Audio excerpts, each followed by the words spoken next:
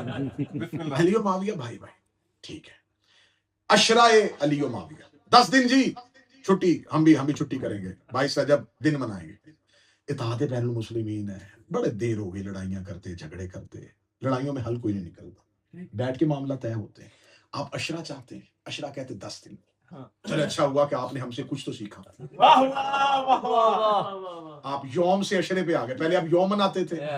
عشرہ مناتے ہیں، آپ ذوالجناح بھی نکالیں گے، عشرہ منانا چاہتے ہیں، عشرہ مناتے ہیں، میں نارتھ ہیمپٹن امام بارگاہ دعائے زارہ انجمن غلامان حضرت ابوالفضل عباس کے عہدے داران جناب سید ناصر جعفری صاحب سے، جناب سبطین صاحب سے، جناب سید محمود گیلانی صاحب سے، ان تمام لوگوں کی طرف سے، کیونکہ یہ مجلس ہوتی چھوٹے حال میں ہے، شور اس کا پوری دنیا میں ہوتا ہے، کیونکہ وہ سمجھتے ہیں یہ مرکز ہے، MI6 کا نہیں، ملائیوں کا، ماتمیوں کا، عزاداروں کا، تو یہاں سے یہ آپ کا ایک ٹیلی ویژن اسٹیشن ہے، یہ آپ کا ایک ریڈیو ہے، جہاں سے ہم اپنا پیغام نشر کرتے ہیں اور وہ پوری دنیا میں پھیلتا ہے۔ بسم اللہ بسم اللہ۔ بھائی آپ عشرہ چاہتے ہیں، ہم آپ کے ساتھ 10 دن تعاون کرتے ہیں، ہم حکومت پاکستان سے اپیل کرتے ہیں کہ ہمارے بھائیوں کی اس ڈیمانڈ کو قبول کیا جائے، پورے کے پورے 10 دن ہوں علی اور معاویہ کے، ہم عشرہ شروع کریں گے 13 رجب سے 23 رجب تک جائیں گے، پہلی تاریخ ہوگی 13 رجب، آخری ہوگی 22 رجب، 13 رجب دن ہمیں دے دیں، 22 رجب آپ لے لیں،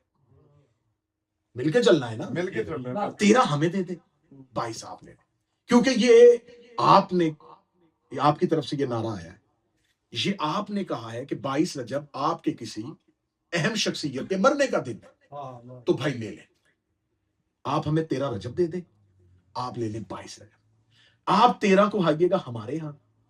ہم 22 کو آئیں گے آپ کے یہاں، اس سے اچھا کوئی اتحاد کا پیغام ہو سکتا ہے؟ آپ ہمارے یہاں 13 رجب کو آئیے گا، ہم آپ کو ویلکم کریں گے، ہم آپ کے گلے میں پھولوں کے ہار ڈالیں گے، ہم آپ کو اپنے عزا خانے میں، اپنے امام بارگاہ میں، اپنے گھروں میں، اپنے اداروں میں عزت کے ساتھ بٹھائیں گے، بٹھا کے ہم آپ کو عزت کے ساتھ بتائیں گے جی ہم آج شیعہ نے علی ابن ابی طالب 13 رجب منا رہے ہیں،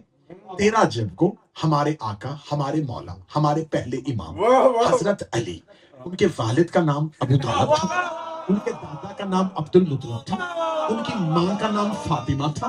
ان کے نانا کا نام اسد تھا، ان کی نانی کا نام کیلا بنت عامر تھا، ہم آپ کو اپنے مولا کے باپ کا نام بتائیں گے،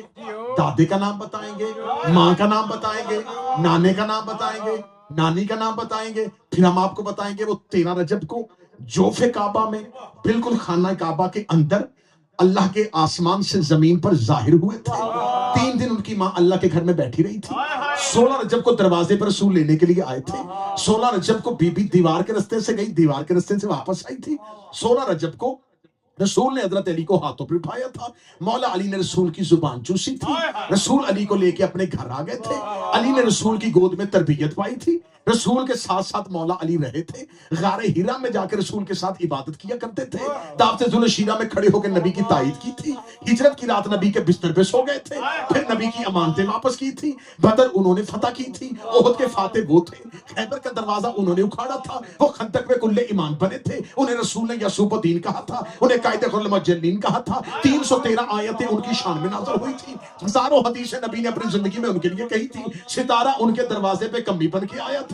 جبرائیل ان کا شاگرد بنا تھا، مباہلہ میں وہ گئے تھے، خیبر میں وہ گئے تھے، خندق میں وہ گئے تھے، سورہ برات کی تبلیغ کے لیے وہ گئے تھے، خم غدیر پہ رسول نے ان کی ولایت کا اعلان کیا تھا، انہوں نے رسول کو غسل دیا تھا، انہوں نے رسول کو کفن دیا تھا، تو اسلام کے چوتھے خلافت کے نمبر پہ آئے تھے، اور 19 رمضان کو مسجد کوفہ میں سجدے کی حالت میں شہید ہو گئے تھے۔ یہ پوری کہانی سنانے کے بعد کھانا بھی ہم کھلائیں گے، کیک بھی ہم کھلائیں گے، عزت کے ساتھ آپ کو رخصت کر دیں گے، 22 رجب کو ہم آئیں گے آپ کے مدرسے میں، آپ نے بنانا ہے امیر معاویہ کا دن، آپ نے بتانا ہے باپ کا نام کیا ہے، ماں کا نام کیا ہے، دادے کا نام کیا ہے، نانے کا نام کیا ہے، نانی کا نام کیا ہے، پیدا کیسے ہوا تھا،